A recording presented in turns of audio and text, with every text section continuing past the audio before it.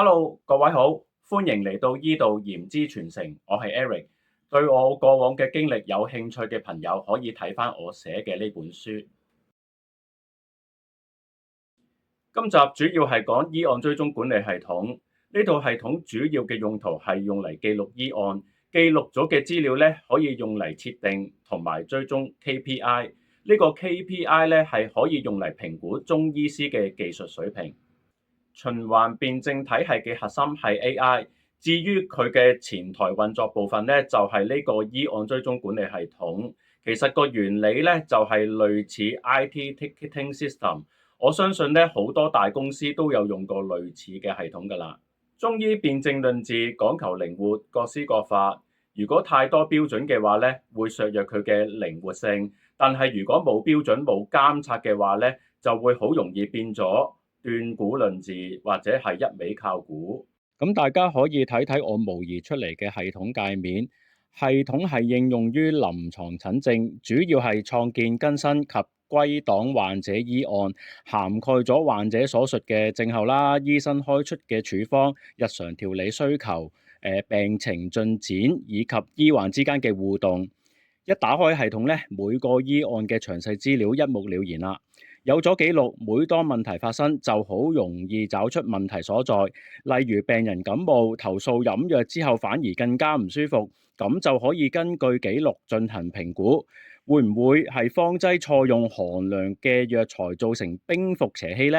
定話病人感冒期間天氣突然降溫，令佢身體更加虛弱呢？又或者病人本身係需要長期食西藥嘅，中藥同西藥發生咗衝突，所以唔舒服。有咗呢啲記錄，就算病人有心為難個醫師，咁翻查歷史咧，就好容易清楚來龍去脈啦。等我分享一下我喺 IT 行業裡面嘅日常啦。每個行業都會對相關人員進行評估嘅。咁我以前做 IT team head 嗰陣咧，偶爾都需要擔任面試官。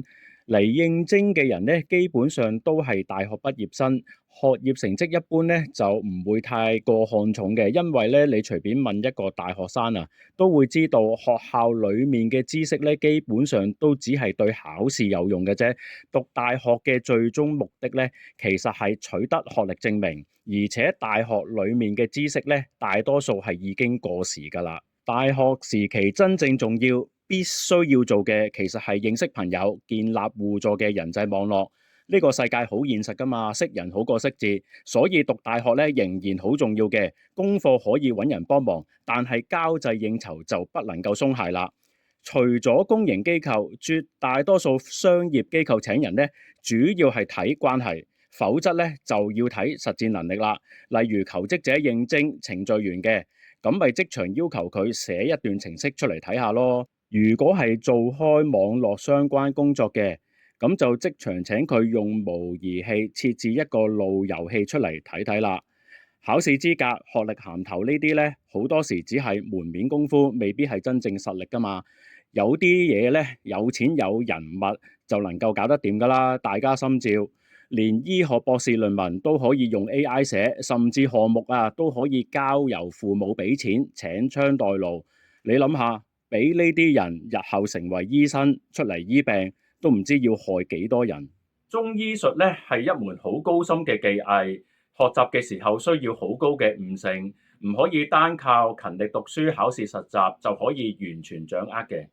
咁據我以前成日睇中醫嘅經驗咧，100位中醫師裏邊未必有一位真係識中醫嘅醫理嘅。咁可能係我自己唔好彩啦，遇親啲中醫師咧都係頭痛醫頭，腳痛醫腳。咁如果係咁樣嘅話，咁我不如去睇西醫啦。就係因為呢啲經歷咧，令我諗到要用軟件、用系統去管理中醫嘅醫案流程啦。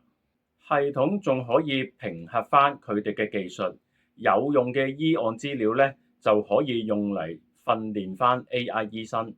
各位見到好多中醫廣告，例如什麼腫瘤權威啊，其實點為之權威呢？要醫好幾多同類病例先算係權威呢？